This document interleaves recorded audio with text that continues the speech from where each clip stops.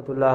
अल्हम्दुलिल्लाह, आज हमारा 5वां लेक्चर है जिसमें हमने साबका सबक में पढ़ी हुई 6 अशकाल को देखते हुए उसके मुताबिक पूरी हुरूफ तहजी लिखेंगे।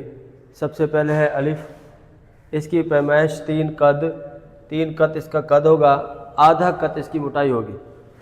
तो ये हमने लिखा अलिफ। बिल्कुल इसी तरह बे है, 5 कद इसकी लंबाई होगी, एक पूरा कद इसकी मोटाई होगी। तो ये हो गया बे।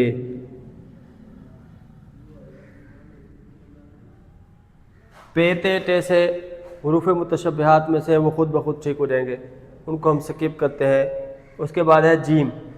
जीम का सर जो है 1.5 कद का होगा, 1 कद और एक आधा।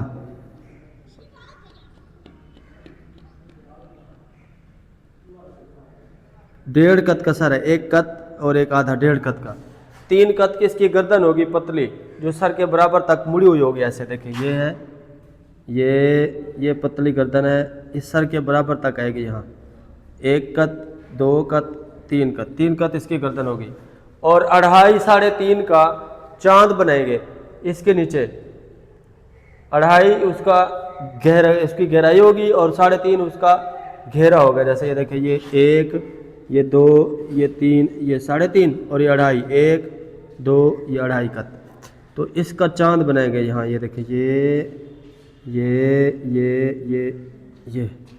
देखिए, ये बन गया जीम। अब जीम की पैमाइश समझ लें। 1.5 कद का सर, 3 कद की गर्दन, 2.5 कद की गहराई और 3.5 कद की घेरा, 2.5 साढ़े 3 का चांद बन गया। तो ये जीम तैयार हो गया। कलम की नोक को हमने 45 डिग्री पे पकड़े रखना है, चाहे अलिफ लिख रहे हैं, बे लिख रहे हैं, जीम लिख रहे हैं। जीम चे हे खे खुद ब खुद ठीक हो जाएगी। उसके बाद है दाल। दाल में हम एक फार्मूला इस्तेमाल करते हैं, बैक एंड बिलो। जैसे कोई चढ़ाई के ऊपर खड़ा हुआ है और नीचे उतर रहा हो, पीछे और नीचे, तो हमने कलम को 45 डिग्री पर पकड़े रखना है। तो पीछे और नीचे उतरना है, ये पीछे और नीचे। जैसे ही पीछे और नीचे उतरेंगे तो सर मोटा और नीचे गर्दन बारीक हो जाएगी। जैसे बारीक होगी उसके नीचे ये रे लगा देनी है।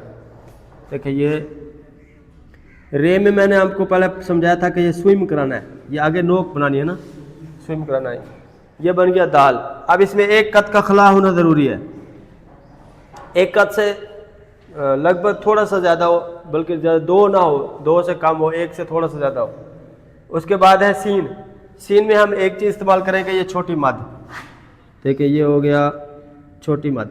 छोटी मद के लिए हम क्या करेंगे, कट का जो पूरा मुंह है वो इस्तेमाल नहीं करेंगे, नोक से और आधा कट, नोक और आधा कट इस्तेमाल करेंगे, पूरा कट इस्तेमाल नहीं करेंगे। छोटी मद के बाद हम नीचे लगाएंगे ये नुक्ता। नुक्ता ऊपर की तरफ मुड़ा हुआ, नुक्ता मुदव्वरा, ये हो गया, ये नुक्ता है, ये ऊपर की तरफ मुड़ा हुआ। देखो, ये नुक्ता लगाकर ऊपर की तरफ मोड़ देना, ऐसे देखो। इसके साथ लगाएंगे 2 कद का अलिफ। ये 3 कद का अलिफ है, एक 2 कद का होता है। देखें, ये 1 कद, ये दूसरा कद, ये 2 कद का अलिफ होगा, छोटा, इस तरह। तो यहाँ हम सीन के साथ यहाँ सर में ये 2 कद का अलिफ लगाएंगे। देखें, देखो। उसके बाद हम यही चांद बनाएंगे। ये जो चांद बनाते हैं, ये एंटी क्लॉकवाइज है, उसको हम क्लॉकवाइज बनाएंगे, यानी घड़ी की सिमत जैसे सोई घूमती है वैसे घुमाएंगे कलम को पकड़कर। तो ये वो 2.5 साढ़े 3 का होगा। ये 1, 2, 3, 3.5 और 2.5, 1, 2, 2.5। तो ये जो हम चांद बनाएंगे, ये नीचे कलम को इसी 45 डिग्री पर पकड़ना है। देखो, इस 45 डिग्री पर पकड़कर अलिफ लिखा, फिर ये मून बनाया, ये 2.5 साढ़े 3 का चांद बनेगा। देखो, तो ये हमारा सीन तैयार हो गया। इसके साथ है स्वाद। स्वाद का सर ऊपर से बारीक, नीचे से मोटा, सेब के बीज की तरह का सर होगा। उसके साथ 2 कद का अलिफ होगा, छोटा, 2 कद का। उसके बाद यही चांद बनेगा जैसे सीन में बन रहा है। सीन के साथ हमारा शीन वैसे ठीक हो जाएगा। अब हम स्वाद लिखते, देखें, ये सर ऊपर से पतला बनाते वक्त सिर्फ नोक चलाएंगे, पूरा कट नहीं चलाएंगे भरा हुआ, सिर्फ नोक चलाएंगे। नोक चलाने के बाद नीचे से हम पूरा कट चलाएंगे, ऊपर से नोक, नीचे से पूरा कट। देखो, ये स्वाद का सर बन गया, सेब के बीज की तरह खला होगा सेंटर में। उसके बाद 2 कद का अलिफ लगाएंगे। ये देखो ये 2 कद का अलिफ है, ये 2 कद का अलिफ है।